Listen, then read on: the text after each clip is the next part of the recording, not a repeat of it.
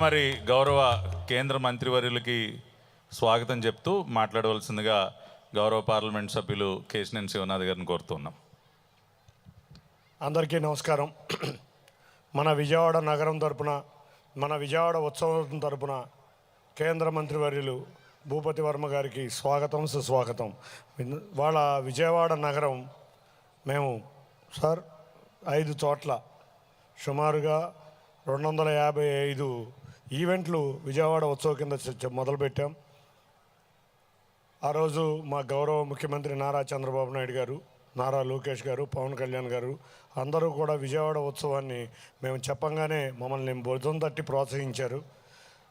ఈ ఉత్సవం మా యువనాయకుడు నారా లోకేష్ గారి చేతుల మీదుగా విజయవాడ ఉత్సవం ప్రారంభమైంది. ఆ రోజు ముఖ్య అతిథిగా మాజీ ఉపరాష్ట్రపతి వెంకయ్యనాయుడు గారు వచ్చారు. అన్నిటికన్నా ముఖ్యంగా 3వ రోజు అతి ముఖ్యమైన ఘట్టం. ఆ రోజు ఉపరాష్ట్రపతి గారు రాధాకృష్ణ గారు ఇక్కడికి వచ్చి విజయవాడ నగరం వాసులకి చాలా ఆనందమైన రోజుగా ఆ రోజు భావించాలి. ఎందుకంటే ఆయన రావటమే మొదటిసారి పర్యటన విజయవాడకు రావటం మా అందరికీ చాలా ఆనందకరమైన విషయం. ఎందుకంటే ఉపరాష్ట్రపతి కింద ఆయన ప్రమాణ స్వీకారం చేసిన వెంటనే విజయవాడ వస్తాను, అమ్మవారిని దర్శించుకుంటానని వారు చెప్పటం మేము అందరం చాలా ఆనందంగా వ్యక్తం చేయడం జరిగింది.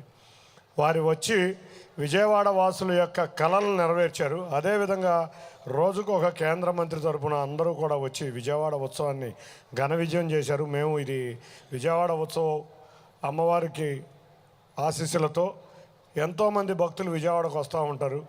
మేము కూడా మైసూర్ లేక ఎందుకు ఉత్సవం చేయకూడదు, హౌరా లేక ఎందుకు ఉత్సవం చేయకూడదనే దృఢ సంకల్పంతో ఇది మొదటిసారి ప్రారంభించాం. ఈ ఉత్సవం ప్రతి సంవత్సరం కూడా దసరా నవరాత్రులప్పుడు ఈ విజయవాడ ఉత్సవం ఉండబోతుంది. ఈ ఉత్సవానికి సొసైటీ ఆఫ్ వైబ్రెంట్ విజయవాడ వారు చక్కటిగా ఈ ఉత్సవ కార్యక్రమాలను బ్రహ్మాండంగా తీసుకొచ్చారు. అందరూ కూడా విజయవాడ ప్రజలే కాకుండా అమ్మవారిని దర్శించుకునే భక్తులందరికీ కూడా ఈ ఉత్సవం ఒక కొత్త ఊపు, ఉత్సాహాన్ని కూడా ఇస్తుంది. ఈ ఉత్సవం ద్వారా అమ్మవారి భక్తులకి విజయవాడ ఆతిథ్యం, అంతేకాకుండా విజయవాడ ప్రజల యొక్క ఆత్మీయత అర్థమయ్యేలాగా ఈ విజయవాడ ఉత్సవం ఉండబోతుంది. అందరికీ కూడా అదేవిధంగా వేదికను అలంకరించిన పెద్దలందరికీ కూడా పేరున ధన్యవాదాలు తెలుపుకుంటూ మరొక్కసారి